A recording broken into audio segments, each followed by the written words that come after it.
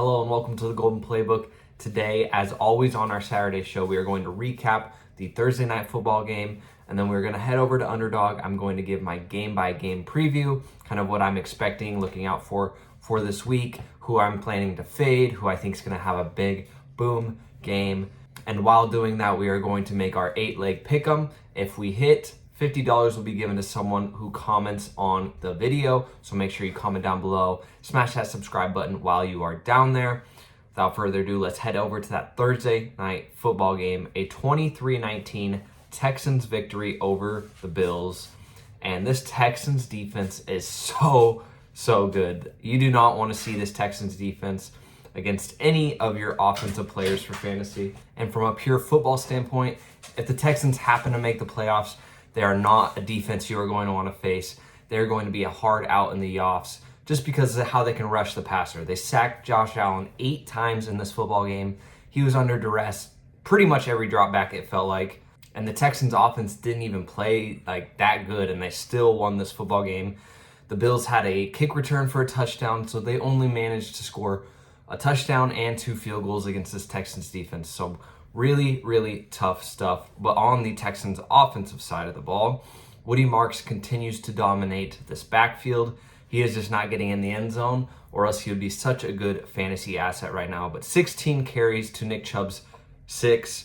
He continues to look like the better, more efficient back. We just need him to start scoring touchdowns so he becomes a little bit more fantasy relevant. Obviously, solid games out of Christian Kirk and Jaden Higgins. Higgins has done well with Davis Mills at quarterback. We're expecting CJ Stroud to be back for next week.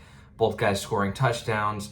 Nico Collins, 3 for 55, only 3 targets in this game. I'm not exactly sure why he wasn't a bigger part of the offense, but just didn't break that way. We'll see how Nico does when CJ Stroud returns. I think he really was benefiting from Davis Mills being at quarterback, so we'll have to see how the offense looks when CJ Stroud is back. On the Bills side of things, obviously they got dominated, but that didn't stop James Cook from having a nice 116 and a touchdown, adding 3 receptions. So he's been finally getting a little bit more work in the receiving game in the last few weeks, which definitely helps, increase his ceiling a little bit.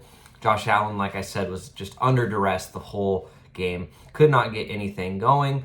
Khalil Shakir was the, main beneficiary of this.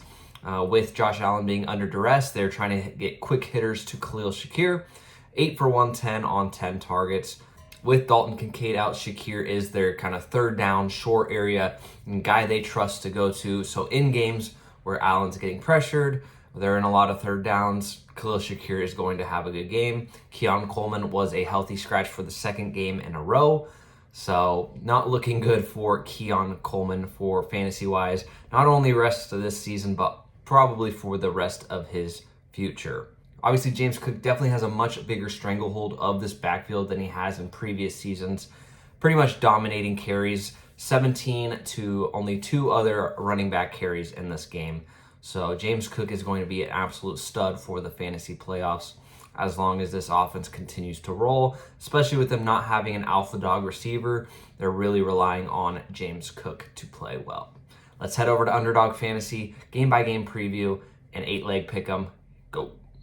All right, let's start what I think is going to be a game of the week. Indianapolis and Kansas City. I think this one is going to have fireworks. Kansas City needs to win to kind of stay in a good playoff odds. If they lose this one, they drop below 50% to make the playoffs. So this is very important. I expect KC to play very well against this Indianapolis Colts defense, who, yes, they added Sauce Gardner. They're getting healthier. Still not a great defense by any stretch of the imagination, so I expect Kansas City to really play well. I like Rashee Rice a ton in this game.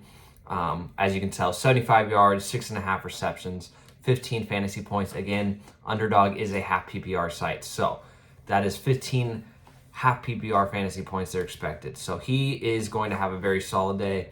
Jonathan Taylor, they're expecting to continue to cook. 90.5 rush yards against the Chiefs defense, who's pretty solid against the run.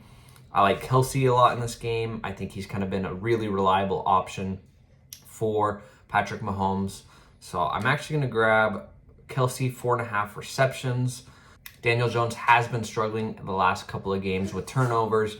taking sacks. So we'll have to see if Daniel Jones plays like he did at the beginning of the season, or if he kind of gets back to cooking a little bit, relying on Jonathan Taylor. It looks like they're expecting Isaiah Pacheco to be back. We'll have to see what the Kansas City backfield looks like. Kareem Hunt had been a solid play the last 2 weeks without Pacheco.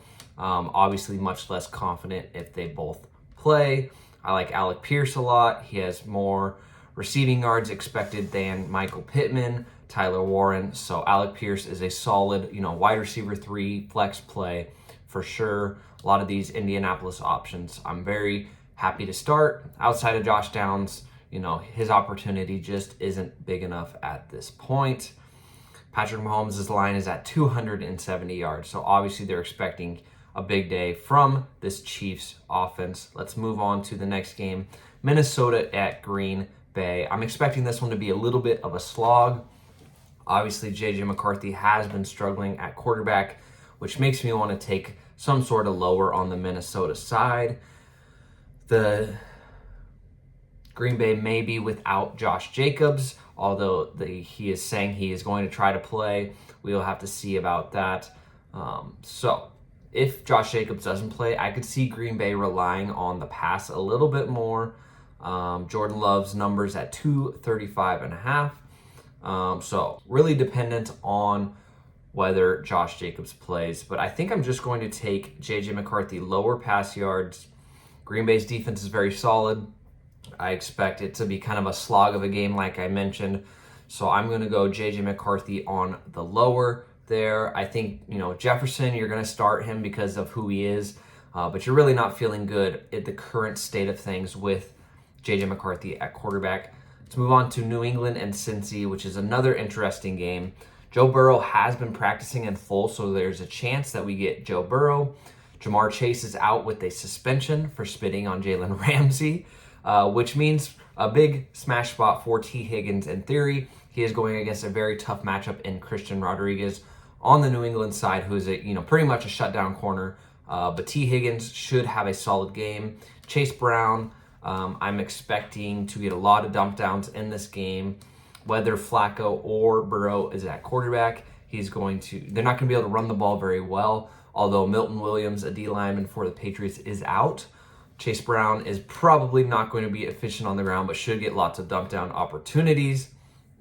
Travion Henderson, his numbers are much lower because it looks like Ramondre Stevenson is going to be back in this one, although they do not have lines for Ramondre.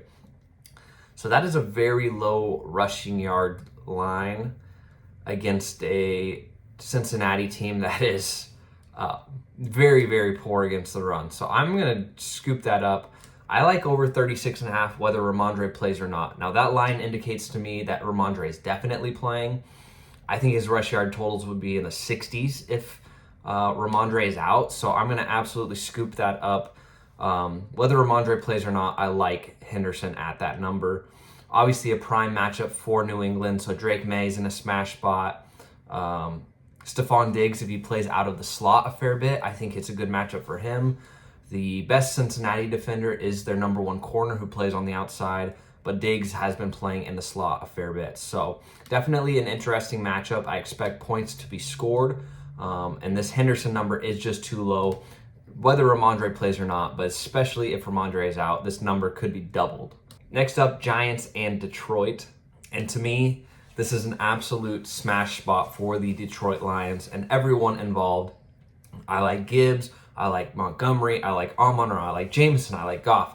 I like just about everyone on this Detroit side. I think they're going to absolutely bounce back from their calamity last week against the Eagles. Obviously, no Laporta still. Jameson Williams has been absolutely feasting without Mr. Laporta in the lineup. We got word that Jackson Dart is not going to play again, so we have another week of Jameis Winston. I'm actually going to go lower on Wan'Dale yards. Wan'Dale is just not the typical receiver that Jameis kind of goes to. He's like the Mike Evans type. He likes the bigger receiver on the outside that he can chuck the ball down to, and Wan'Dale is just obviously not that guy. But I like New York to kind of push back a little bit with Jameis. I think they're going to try, but I think the Lions could legitimately put up 40 points this week. Start your Lions in fantasy football no matter what. Next game is a Pittsburgh-Chicago game. Neither defense is very spectacular. I'd say Pittsburgh is slowly improving, but the Chicago defense has been very poor. Makes me tempted to do a Jaylen Warren line. Of course, he did get banged up last week, but taking his over combo yards feels pretty good. In fact, we're going to do that. Whether it is Rodgers or Mason Rudolph is yet to be determined. There's a lot of hype behind Luther Burden. A lot of people are expecting him to have a breakout. His lines are inflated a bit here. 34 yards, 3.5 receptions. So definitely expecting a Luther Burden breakout. But the Chicago offense just hasn't looked very good, especially in, cold weather games. Maybe Pittsburgh's a little bit tougher of a defense. You're probably starting Caleb Williams, DeAndre Swift, Rome Odunze, but very, very likely that they don't perform the way we hope and how we expect. Pittsburgh on the flip side, like I said, we got to wait to see who is quarterbacking this team, but the common denominator is that Jaylen Warren will likely get a lot of touches against this bad defense. I like his over combination yards. Next up is Baltimore and the Jets. Tyrod Taylor is starting over Justin Fields. I expect Baltimore to really dominate this game. I think this is a game for Derrick Henry to have a couple scores. We'll see what Lamar does. He hasn't looked great coming off the injury, obviously. But let's go ahead and shoot for... Obviously, since the Jets traded away Sauce Gardner, their pass defense has really, really struggled. So I don't know if we want to attack that with just Zay Flowers, which makes most sense. Number one receiver. Let's go ahead and do that. Let's go Zay Flowers over 61.5 yards. Let's see what his longest reception. Longest reception is 24.5, so pretty big. So let's just go over 61.5 yards. On the Jets side in this game, I think Baltimore's going to get out early. So with that being said, they're probably going to try to lean on Breece Hall. I don't know if it works very much. Breece Hall is pretty much their only weapon right now. Garrett Wilson is out. A lot of people are expecting Adonai Mitchell to have a decent game, although I would not be trusting, Adonai right now. His confidence doesn't seem very high. Probably trying to stay away from Jets offensive players for fantasy, but if you have to play a guy like Breece Hall, totally get it. But I think this is a smash spot for Baltimore and Derrick Henry in particular. Next is Seattle, Tennessee. Tennessee, you're pretty much not playing any of their players if you can help it. There's been some discourse that Ken Walker is going to get more opportunities in this game. Some coach speak that, they want him to get more involved. He's been playing well. Obviously, JSN's at 96 yards, can easily go over that, but I just don't know if Tennessee will be competitive enough to make it matter. Rashid Shaheed feels a little high. Of course, he could catch a deep ball at any time. So give me the rushing yards on Ken Walker. And we already have 7 of our 8 picks. So as we continue to go through the remaining games, we'll make sure we like our current picks. If we find something we like better, we may switch them out. Next up, Jacksonville at Arizona. We have to see. It looks like Brian Thomas will be back for this game. So this will be the first game with Brian Thomas, Jacoby Myers, Parker Washington all being healthy. Etienne and Basil Tootin both banged up. I think they are both planning to play. So Jacksonville's kind of back to full strength on offense, but they haven't been looking very good. We got word that Marvin Harrison Jr. will be out again in this game. So we obviously saw what Michael Wilson did last week. 15 catches, 185 yards, and his numbers are very inflated as well. 62.5 yards, 5.5 receptions. That seems high to me. I think he's a definite easy play in DFS, 4,800 DraftKings dollars. I think he's a smash there, but that is a little high to be betting for me. I like a guy like Greg Dortch. I think he can easily be involved. I think over 3.5 targets feels pretty good in that game right there. In games where he's running more of the routes, he's definitely kind of an impact player. Jacoby Brissett's numbers, 249.5 yards. They're expecting them to be down like they have been for most of his starts, and Jacoby's going to have to play catch up. See what we have for Trey McBride, 77.5 yards. So they're expecting, of course, another Trey McBride masterclass. move on to what might be the toilet bowl of the year, Cleveland and Vegas. We have Geno Smith, Shedeur Sanders, both guys who have been taking lots of sacks, both going against defenses that sack the quarterback with Max Crosby, Myles Garrett. I'm just not expecting great things in this one. In my opinion, I would lean fading Ashton Genty. I'm playing Chase Brown and Rico Dowdle over Genty in one of my leagues. This Cleveland defense is no joke, and the Las Vegas offensive line is the worst I've seen in a long, long time. So I would definitely lean his under 56.5 yards. I don't know if I want it over any of our picks for now, but I expect this to be an absolute slog. Obviously, you can see all the receivers' totals are in the 30s, so they are not expecting big things from this game. 159.5 passing yards for Shedeur is his line, and I think he could easily go under, taking 5-6 sacks in this game. This is going to be a slog. If you can help not playing Cleveland or Vegas players, I think it would benefit you greatly. And instead, attack this game, which I'm expecting to be a sneaky shootout. Philly and Dallas is going to be, Dallas is obviously a bad defense, but has the offense to push Philly. And obviously there's a lot of, commotion, bad vibes on Philly, but they could make it all right with an offensive explosion in this game, and I think they could absolutely do so. I actually don't love Barkley's rushing yards. I think Dallas trading for Quinnen Williams and Kenny Clark have really shored up that D-line interior. So I don't like Barkley's rushing yards, but I think they can absolutely attack the pass defense of Dallas, who's been getting pummeled all year. I like A.J. Brown. I like Hurts. I like Devontae Smith in this game. And then on the flip side, I love CeeDee Lamb. He's going to be playing out of the slot. I think he's going to have a big game. George Pickens probably matches up against Quinyon Mitchell a decent bit in this game. I just don't know if it matters. George Pickens is playing out of his mind.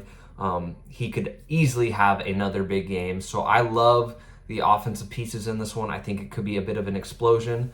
I just really hope Philly doesn't bog down this game, because I think it could be definite fireworks. I like pretty much all pieces on both sides for this game. Javonte, not his best matchup, but obviously just taking all of the workload. Could easily see him having a couple touchdowns. Next up is the Atlanta-New Orleans game. So Michael Penix is out for the season. We have Kirk Cousins in this game, who has not looked good in his couple of starts.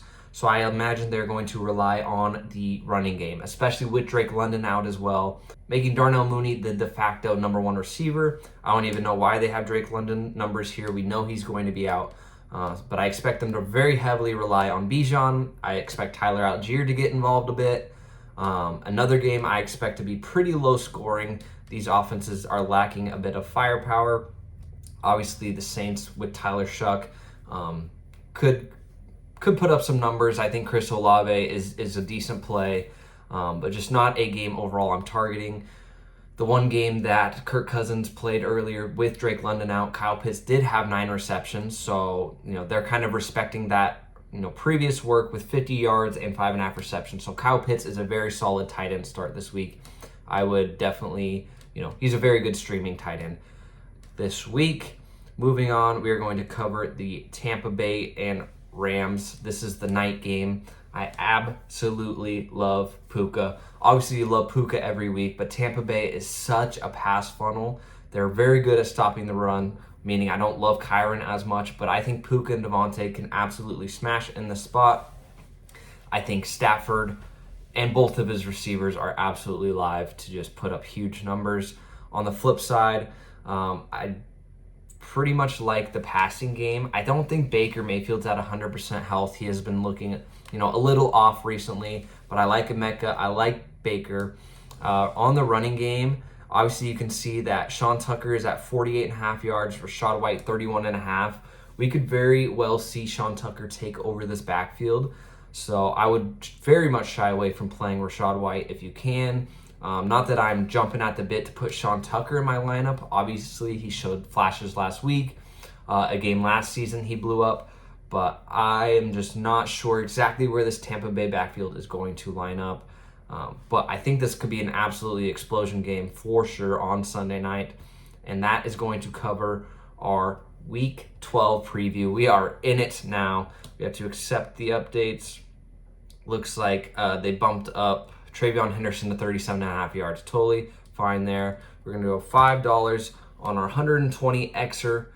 Pays $600. And like I said, $50 if we hit will go to someone who comments on this video. So make sure to comment down below to enter in the giveaway. Start sit questions. I will be answering all of them up to kickoff. So make sure to drop them below, or just any other comment gets you entered into this giveaway. We are going to hit this week. It feels right. I feel like we have good reads on the games.